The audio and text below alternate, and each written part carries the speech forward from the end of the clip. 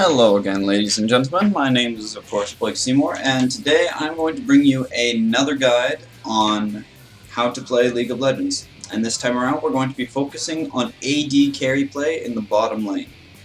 In this game, I'm going to be playing Caitlyn with the free skin I got from PC Gamer, and I'm going to be laning with Slendy, or Brandon, playing Alistar. So, Caitlyn is a really strong AD carry. Especially in bottom lane. Her passive allows her to do a lot of bonus damage on her 8th shot, 7th shot, and then 6th shot. Like, it gets to be less shots as she levels up. Her Q is a skill shot that does quite a bit of damage. It does less damage for everything it passes through. Her W are the small cake traps you've probably seen lying around quite a bit. Her E is a slowing net that projects her in the opposite direction in which you shoot it. And her ultimate is, of course, Ace in the Hole, where you target an enemy champion, you channel it for 3 seconds, and you shoot a bullet that can be interrupted that deals high damage. So, first thing you need to do before you buy any items or really get a game plan going is to look at both your team and your enemy team and see what it is you're going to be doing in the laning phase. So, looking at my team now, I know that Tryndamere is going to be our jungler. So what does that mean? You need to look at your jungler and figure out whether or not you're going to be getting ganks very early. Tryndamere can gank at level 4 pretty easily, and really there's no 2 versus 1 lane top that's not in favor of our team. So there is a good chance that we could get a gank at level 4 if we need one. My lane mate is Alistar, meaning that I do get some heals from his E, and as a result of these two things, sustain, in my opinion, would become less important in the bottom lane, which is why I grab a Doran's Blade this game instead of taking the boot 3-pot that I like to take. I don't really need the potions, because between Alistar's heal and the ability of Tryndamere to pull off an early gank if I get into a bad situation, I'll be okay sustain-wise. I don't need to worry about having to go B and, just not being able to stay in my lane because I have no way of getting health back, or there's no way to stop the enemy from dominating us. If we look at the enemy team, you should analyze as well who it is you're going to be going up against. And based on this team layout, I expect it to be Ashe and Jarvan. Mordekaiser is going to end up being in the top lane, Zilean is going to be middle, and Ashe and Jarvan are going to be the pair bottom. But even though this is a replay, and I do know that as it is, it's really not all that hard to tell. Because standardly you do want your AD carry bot with the champion that's going to be in the most supportive role in your team. And that would be Jarvan in this case. Really, you do not want to have Jarvan go top instead of Mordekaiser. There's no benefit to it. We can see Ashe's item choices here. It really isn't all that important to us. It is to an extent, but I mean, the item she decided to take was a Regrowth Pendant and a Mana Pot, which are interesting choices for Ashe. Not necessarily bad choices, but interesting choices. This here is important, what just happened behind the scoreboard here. What happened was that Brandon put a CV on the enemy blue, and the enemy jungler is Shaco. What this means is that Shaco didn't start at blue. And this could very well mean that we could see a very early gank. Chances are, if the jungler does not, if Shaco, for one, does not start at blue, there's a very good chance that he's going to be starting at the enemy, like Wraiths or Mini Golems, and then taking Red Buff. Red Buff will get him to level 2, and then he'll be doing a very quick gank. That's one thing to look out for when you face Shaco, because I know Shaco can be a pain to play against. Outside of that, well, let's focus on what I'm doing in this lane. Note my positioning in the lane. I'm staying behind my caster creeps at all time, and as is Brandon. This is because at the moment, we took a bit of damage, they have a level advantage, and their creeps are pushing. In the early game, creeps are going to do a surprising amount of damage.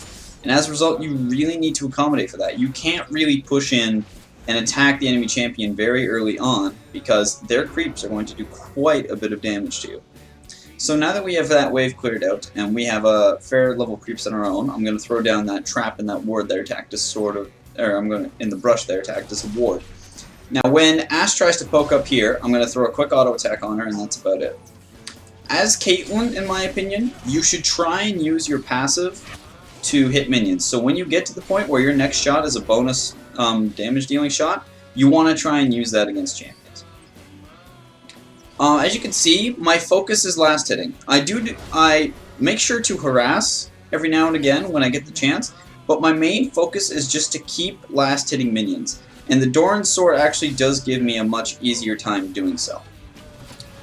In terms of choosing when to harass and when to farm, it's really not that hard. If you're up at a tower like this, caster minions are almost impossible to last hit without some preparation beforehand. It makes it even harder when creeps get there. But melee minions, this is very important. Melee minions, if you want to last hit them when you're at their tower, let the tower hit the melee minion twice and then auto attack it once yourself. This won't work for a lot of AP carries, but it will work for AD carries, especially if you take a Doran's Blade. So if you look at the time I chose to harass here. If you noticed, in that little area there where I harassed, Brandon's actually going to take quite a bit of damage here, but I think he avoids death. Yeah, get some good damage on Ashe as a result because they're not able to finish him off. That's very important. If your support character is being attacked, then you need to punish the AD carry that's attacking your support character. So now, like I said, early gank, Jason swings around here to get Ashe. We all move into position. I flash to try and get an assist on it, but it doesn't work. Brandon does some good damage to Jarvan. I could have exhausted him, but I don't think we could have focused him, so we just get a bit more harassment on him and then fend him off. Note how Brandon is still staying in the lane, even though he's on pretty low health and he just got his shit slapped around. This is because, like I said in my previous jungle tutorial video, he doesn't have enough gold to make his first trip back worthwhile at the moment. So he's just going to stay until he gets enough gold to make his first B cost efficient. So what I was saying before was you need to know when to harass and when to farm. Essentially what you need to make a decision between is, or what really, the way in which you make the decision is really based on the health of the enemy creeps. So if you notice right now, all the enemy creeps are on pretty good health. So I'm just sort of poking around, and when I get the chance, if one of them wanders too close, I'm going to shoot at the enemy champion. And otherwise, if I see a creep get low, or I'm not in range of any of the enemy champions, I'm just going to focus on the creeps. Really, the only time you want to harass enemy champions is if they have to push up far to last hit your creeps. Note what Jarvan just did. He pulled himself into our caster minions, and just in order to last hit. Because he did that, I could just poke at him and get some free harassment without really having any downside to it, so I did it. If you can attack an enemy champion, and it brings no downside to you, then you might as well do it. But one auto attack against an enemy champion is not worth losing last hits. So if you come up to a position here where that middle creep is on low health, note how Jarvan went up and started to last hit our melee minions. I could have hit him as well with some harassment with an auto attack. But it wasn't worth it because like one auto attack worth of harassment, unless they're on really low health and you're trying to like just finish them off, is not worth missing last hits. Again, look at when I harassed Ashe. All their creeps were on high health and she put herself into a position where she herself was trying to get aggressive. It doesn't have to be the enemy is trying to get aggressive and attacking you. The enemy can just put themselves in an aggressive position to try and attack your minions. Just like Jarvan did there. Bam, just a little poke. You don't need to flat out kill them. You just need to harass them, and you just need to make them, uncomfortable in their lane and put them in a position to say, you can't be aggressive. You need to punish them for playing greedy play and trying to get last hits that, they really shouldn't be trying to get. Nope, my mana is really low now, but my gold is really high.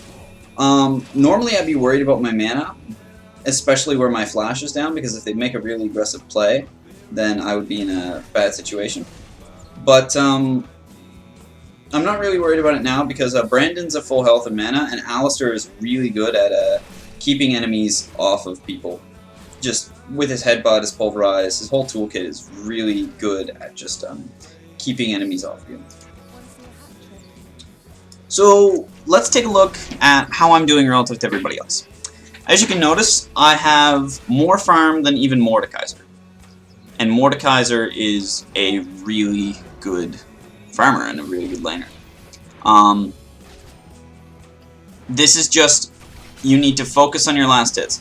Really, last hitting is not very hard. It's just a matter of being able to do it and keeping your position well. Because if you know my position, I am fairly sure that I do not ever cross my caster minions. Ever. And the reason I'm hanging back so far here is because if I tried to push up and attack those melee creeps, without the support of Brandon, they would be able to punish me, especially since I was so far away from my tower. That's why I hung back. Staying out, like, past this line here is a really dangerous line to go to, especially if you're alone, which is why you will see me hang back there. Staying behind creeps is always just a good idea because a lot of skill shots, like you know, volley or say Ezreal's Q, are blocked by minions. So just by staying behind minions, you keep yourself from being hit by them. So notice how Ashe's support left. This is what I was just talking about. This is what I didn't do. Ashe's support left, and she was bottom on her own. And she put herself into a position where we could harass her.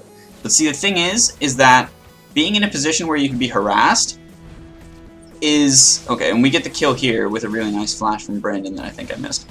Using flash and then the net of Caitlyn to go through the wall there, I just barely escaped. But, you know, too good. Really that there wasn't all that important to analyze. What's important to analyze was what Ashe did. She was in this area here, right? Her ranged minions were here at the peak of the brush, and she was standing right next to her ranged minions without her support in her lane. That's not smart. That's really not smart, because not only... Normally, being in a position like that is just a position where you can poke her once, get a bit of free harassment in, and then that's the end of it. But the problem with being alone is that if you get harassed, that means if you could be harassed, chances are you could be hit by any skill. Which means Brandon, being the CC monster he is as Alistar, could just walk up and CC her as a form of harassment. But the CC on Ashe opened up the possibility for me to really punish her damage-wise. This double kill here really isn't all that important to note. What happened there was Brandon was in the same situation Ashe was in earlier, wherein he didn't have his lane mate and he put himself in a position where he could be harassed, and he was. Because if you're in a position where you can be harassed, you can be in a position where you are fully engaged upon. It's just that in the bottom lane, when all members are present, making a full engagement, especially in the enemy's creep line in the early game, is not to your advantage. Which is why we didn't do it at all in the early game. Because as I said, creep damage is a very large factor. The difference here is that Brandon wasn't the AD carry. Brandon was the tanky support character. So when Ashe and Jarvan engaged on him in this area, they could do plenty of damage to him, and they could even force him to go B. But the problem is that they didn't kill him. They came very, very close, and was it not Alistar, they would have, because it was only Alistar's ultimate that kept him in. But that dangerous little play that Brandon made, where he was up close in his minions when he was alone in his lane, that's the kind of stuff you want to avoid. The kills there were really because of really good or really lucky positioning on Jason's part to come down and secure the double kill there for me. Really, my participation in those kills was pretty minor. Like, I really didn't do very much. It was just luck that I was there at that time. So, again, note where I'm standing in the lane at the moment. We took down their tower. Taking down the tower is at the point where the AD carry is where the farm is. So what I'm doing right now is there's a lot of stuff going on. Brandon's roaming the map trying to get middle. Jason's ganking. Luke is still fighting Mordekaiser up top. I'm not going to participate in anything the rest of my team is doing. I'm going to focus purely on farm. Because as my AD carry, my goal for my team is to do boatloads of damage in the late game. And to do that, I need to have farm. The more farm I have over the enemy, the better I'm going to be able to do my job in the late game. Kills are important too, yes, but in this early game, farm is much more reliable. So if you look at my farm now, I'm at 86 at 13 minutes, which really isn't that great. Part of the reason why I didn't get a lot of farm is because we were killing in the bottom lane. I do have 3 kills and an assist, which makes up for the fact that my farm isn't as good as it could have been in the early game. But as you can see, Luke's done a good job of farming as well up in top lane. He has 88. He's out farming his lane mate. Jason goes down to Shaco. That was, I remember in Skype, that was just something about not expecting it. I don't know. So note again, I come back to bottom lane after going back. This is where the neutral creeps are. I'm just going to sit here and farm them. Brandon did a really good job supporting me in the lane without taking your farm. Support players, do not take your AD carry players' farm. Don't even try to help them weaken the creeps, just do not take their farm. Just let them handle everything that has to do with creeps and just bodyguard them. So, I've cleared out all the minions in bottom lane. What do I do now? I could go up and push the tower. The minions are there. That's a good position to get the tower. But if you notice, all but one person are gone from the map.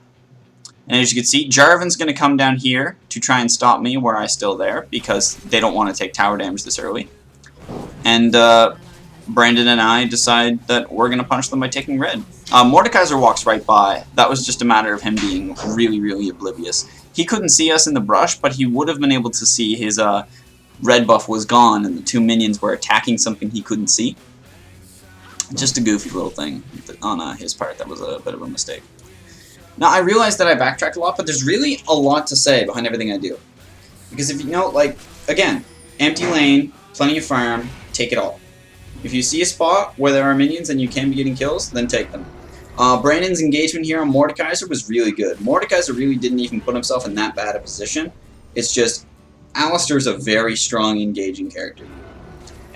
He himself doesn't do all that much damage anymore. AP Alistar used to be a fucking boss, but we won't go into that.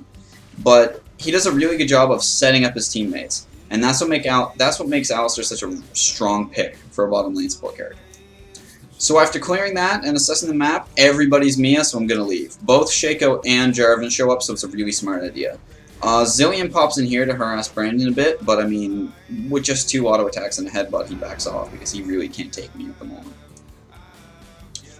So after the first tower goes down, you need to be where the farm is. And right now, the best farm is generally in the lane that has the first tower down. And the reason for that is because there is more area, there is more distance to travel for the creeps to build up. Because, like, creeps start to push with small advantages in victories. Like, you will see, like, a creep line for a team will start to push when the creeps get a small advantage. And really, a creep wave building is just small advantage after small advantage after small advantage. The more distance creeps have to travel, the more small advantages they're getting, and the bigger wave it will be.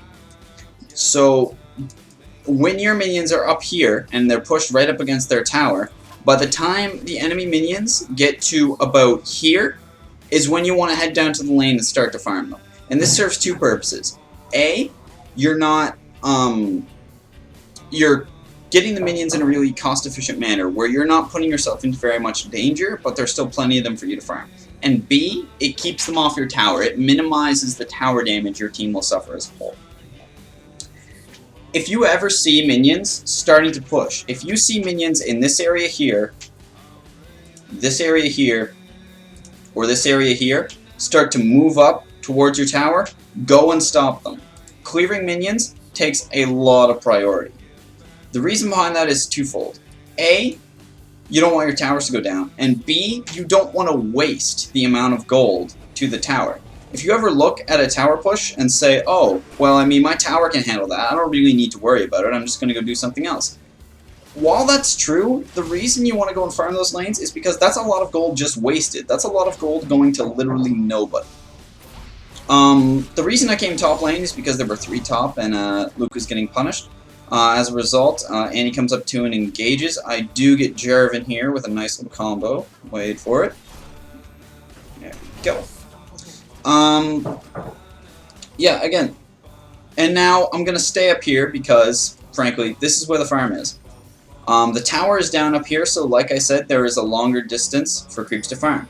Look down here. This is a pretty good creep wave, and it's starting to come up. So what am I going to do? I believe... Well, at the moment, I'm trying to bait out Shakeup. I'm going to stay top and farm and push the tower, I think, because everybody's Mia. But going bot right now would be a really good idea for somebody to do, because there's plenty of farm down there, and they can catch it early. Once the enemy minions cross the river, generally that's when the enemy is going to get a hold of it. And not only can you lose out on farm or get ganked when you're trying to take it, but they can go and they can do a really nice split push on your tower. So Luke and I are going to get this tower pretty easily. This is why I stayed up here, because the tower was so low. Luke's done a really good job of farming and getting kills in his lane, just dominating it through and through. So he's going to get a kill on that Ashe. And yes, I'm still lagging. I don't know why I'm still lagging. It's pretty frustrating, to be honest. But Luke and I are going to continue to push this lane because we saw 3 people middle. 2 of them are going to start to come to this top lane, and we're about to get killed because of it. This is a good trap placement by me, but my problem is that I tried to use my net a bit too early, and Jarvan's flag Q combo interrupted it. Otherwise, I would have been fine. And we still do come... I think we do kill Jarvan. Yeah, Luke gets Jarvan, but he then dies to... No, he's Nidalee. He doesn't die. Right. So I think I've put enough emphasis on the whole be where the farm is, farm empty lanes, etc., etc. I don't think I need to put any more emphasis on that. So what I'm going to look at now is my build. I'm sure you guys noticed that on my first trip back, I got a BF sword, tier 1 boots, and a dagger. Now, I know I say that what you want is you want 2 Doran swords and Berserker's Greaves before you work on your BF sword, but you can change that up based on your lane. On your first trip back, after your first trip back, you have to have T1 boots as an AD carry. The reason behind that is not so much for catching people, but to make sure that you can get into good position and out of bad position.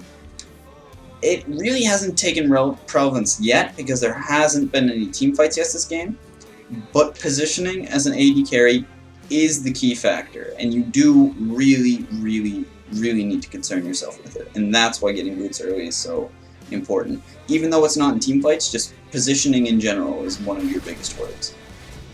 So I'm going to take red buff here. Red buff is always great to give to your AD carry if they're doing a good job, and I'm doing fairly well at the moment. If we take a look at farm, I am the highest in the game. I beat everybody on the enemy team by almost 50. And it really shows, not only with my items, but the amount of damage I do to enemy champions. Give me a sec here, I just need to check something. Okay, so, poking into the enemy jungle, I think Shaco wanted to bait us there, I decided to go against it. Take a look at the minimap, and I see that bottom lane is getting pushed a bit by the enemy, so I'm going to go clear it out.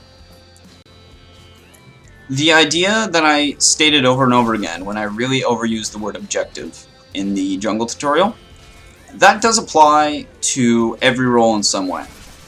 You want to go, do something, then look at the minimap. What it is you want to do is going to be different based on what role it is you play, obviously. But what you need to do is, when you're back at base, look at the map, set a goal, go do it. When you've accomplished that goal, look at the map again and see what's available to you. It is extremely important. Only when you do this, because I know a lot of new players have the thing where they will stop at base and they will say, okay, well, where should I go now? Really, you just need to go wherever. You need to just take a second, look at the minimap, and think of all the different things you could do. This is what happens when you get overzealous in trying to farm empty lanes. This ends up good for us because the team makes a good recovery from it, but what just happened to me is I farmed an empty lane like I was supposed to, but the problem is I didn't back out soon enough. In doing that, the enemy team just came and ganked me. You know, there's not much else to say. They came, they saw, they killed me because I overextended. You really need to be careful about that. That is a huge part in farming empty lanes. Once you get past this brush, you're in some really dangerous territory. Hitting about this area here and your push unless you can see everybody on the map, you want to stop at this area and just leave. So like with these creep waves here, I would kill these 5 enemy creeps, and then I would retreat to the brush and B and go find something else to do. Because the extra creeps you would get by standing around obviously isn't worth you dying. And it's tricky to get the timings down. It helps with Caitlyn because if you're pushing a lane, you could put a trap, say here, here, maybe even here, to try and block the enemies from ganking you when you're pushing a lane. But you really need to be careful. AD carries require a lot of map resistance in this mid-game stage where you're farming the empty lanes. Now mind you, you're not going to be farming empty lanes all game, but for a large portion of the game you are. And really, and this is going to sound stupid, if you're doing your job right, you're going to miss a few team fights. And in solo queue games, your team is going to be really mad. But in arranged team games, the enemy AD carry will be missing the fight to farm too. That doesn't mean that you should never ever participate in fights. This here, I'm going to get a kill on Zilean, and yeah. The only reason I went in and took the aggressive position against Zilean there is because I saw him use his ultimate in that last little fight, so I knew it wasn't going to be up when I engaged him there. So like I was saying, farming empty lanes, just so important. One of the things Brandon and I didn't do here that we should have done, well, no, I'm sorry, Brandon did do that. Brandon did a very good job. He kept the wards around Dragon here to keep Dragon control. It's just the enemy jungler never attempted it. So this team fight here, I'm going to participate in somewhat. These two guys are going to try and run away, and I'm going to intercept them through the jungle here. When I say you aren't going to be participating in team fights, if there is a team fight near you, then yeah. But see, the problem is that a lot of team fights tend to break out when really far away from what you're doing. Mid-game team fights happen a lot in the jungle. Like, usually you're going to see team fights in the center area, and you're going to be farming either top or bot. You are never going to get the chance to free farm middle just because of how accessible and how much attention is paid to the middle lane. You're never going to really get a chance to free farm that. You're going to be top or bottom. Again, no kill on him there, but you know, whatever. Yeah, like most of the team fights are going to happen around this center area because that's where all the objectives are for other people in the mid-game. Other people's objectives in the mid-games are stuff like buffs and towers, whereas you are focused on farming. If there is a team fight you can get to, then you should go to it. But the big thing is that you need to learn how long it takes you to get to fights and if you can actually help in said fight. Because it's no good for you to run from all the way from the lane you were farming to the fight if you're late or if there's really nothing you can do. If you run the whole way there just to see 4 enemies, or if you run the whole way there and your team just finished cleaning it up. Just do what it is, farm your lanes, and if you notice that there's a fight that you've got to do, then do it. So both top and bot are being pushed by the enemy creeps. I'm going to take bot just because I'm closest to it. And then Jason's going to handle top after he goes B there. At this point, we pretty much have the game won. I think it goes on for a bit longer, but yeah. If you notice, I do have my standard core minus 1 Doran's Blade. Having 1 less Doran's Blade is okay if you get really big items like BF Sword early. I'm going to get a Banshee's Veil next. That's not really a necessity. And you don't even really have to get a Phantom Dancer immediately too. You can leave that as a Zeal and get a different item later on, but I would still get it just to have the movement speed to better position yourself. And the attack speed's nice too. Yeah. Okay, let's look at the farm again. 202. Almost 50 more than anybody else in the game. This is because pretty much all I've done is farm. I still have like 6 kills and 6 assists, but that's because people are being brought to me while I'm doing what it is I want to do. That's really what you have to do as an AD carry, and it gets tricky. The best thing that could happen is to have enemies come to you and try and stop you from farming, and then kill them. That's really a lot of what happened to me. A lot of the kills I got weren't really because I played very well. It was because my jungler ganked at a good time, because my support player was good. early game as an AD carry, really a lot of your kills aren't going to come from your stellar play. I still definitely made some good plays. I have done an excellent job of keeping myself out of Jarvan's ultimate. I got a nice kill on him up top there, but your early game kills are going to come from your support. You can't really guarantee yourself kills as an AD carry, and you shouldn't focus on trying to get yourself kills as an AD carry. If your support can present you with the opportunity to get a kill in the early game, then by all means, help. Do it. If your support is not harassing but doing a full-on engagement, then you need to help him with it. But otherwise, just farm, because it's the only reliable way you can assure your team that you're going to be able to do your job later in the game. And if you can't do your job as an AD carry later in the game, then you're a huge detriment to your team. If you are still stuck in the phase where you do not have very much gold late in the game, then it's like being a man down, because AD carry in the late game almost counts like 2 in terms of its damage.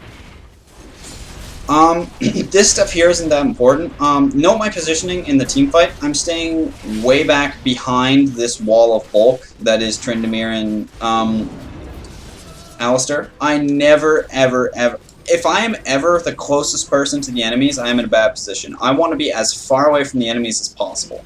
It doesn't even matter what enemy it is you're attacking as an AD carry, really. I'm pushing up here because we're fed and we've won anyway, but in general, as an AD carry, it doesn't matter who you're attacking because you do so much damage anyway. You just need to make sure you're not being killed. You want to be way back You want to be as far back as possible. You want to be attacking the closest enemy from as long a distance away as you can get as an AD carry. It's all about positioning, and it's really, really hard to nail down. In this game, I didn't really get the chance to show you guys any real team fights, so I'm going to cut to footage of another game that we played earlier on, where I fed a lot harder in the early game, but in the late game I still do good in team fights. So we're going to cut to footage of that game, and then I will give you a good example of team fight positioning. And they're long team fights too, so you get really good examples. I'll cut to that in just a sec. Here's the team fight we're talking about. So know my positioning. Alistar engages, and I'm only attacking Alistar. But I'm still staying behind every single bulky person on my team. I shoot my ult just to try and get him, even though it doesn't work, you know. It's still damage, right? Like, it still served its purpose. So we go bottom here to try and take the inhibitor, and we split up bad. 2 of them are up top, and 2 of them are... and 3 of us are down here, which is really not a good position for us to be in. They're sort of focusing around at Brandon. Alistar tries to do a bit of engagement again, and here's where the real fight starts. Alistar flashes in, but he only hits Blitz. Notice how far back I go before I even start to do anything. I just keep throwing Qs and keep throwing traps, really, just trying to keep my distance. While this is going on, okay, this is an important point to point out. While all of that went on, the 3 bulky champions on the 2 bulky champions on the enemy team, Jarvan and Alistar, left their squishy Brand completely unprotected. That's not good. Notice how really the only, we had both Steven and Luke protecting Jason and I in that fight. That's what they needed to do. These 2 guys abandoned Brand, one of their main damage dealers, a squishy character, in order to try and chase us down. That was bad on their part, and that allowed Brandon to get in and kill them. It's very important to note all you bulky initiator tank player types. You want to keep your squishies protected just as badly as you want to keep theirs. And if you let yours completely open, and you let a Warwick sneak in and kill him like that, it's not a good thing. So if we watch how the fight plays out from there, people are battling in the middle. Jason's position there is not really that... Okay, there was a bit of lag. Again, know my positioning. The furthest back person on my team, staying behind everybody. I use this wall here to my advantage to get Cassiopeia, and then Alistar engages on me. I flash into the brush just to be safe. I Q on Twitch and kill him as he tries to come into the brush. Because he couldn't see me in the brush, I get quite a few hits off on him. So now the only ones that are left are Jarvan and Alistar. Alistar, as we saw, blew his ult. They're both almost doomed, and they're both on low health. They're chasing the last 2 healthy members on our team, so I'm going to go chase them down and kill them. At this point, you can see on the minimap, our minions have got it, so with use of an ult, exhaust, and auto attack, I get both of them. That's really not that cute to play, I mean, that was easy. We win at this point, because our creeps are just going to end up taking down that Nexus, but... Right. What's important to note was how I positioned myself in that fight, how far back I was, and how I didn't give a shit who I was targeting as long as it was somebody.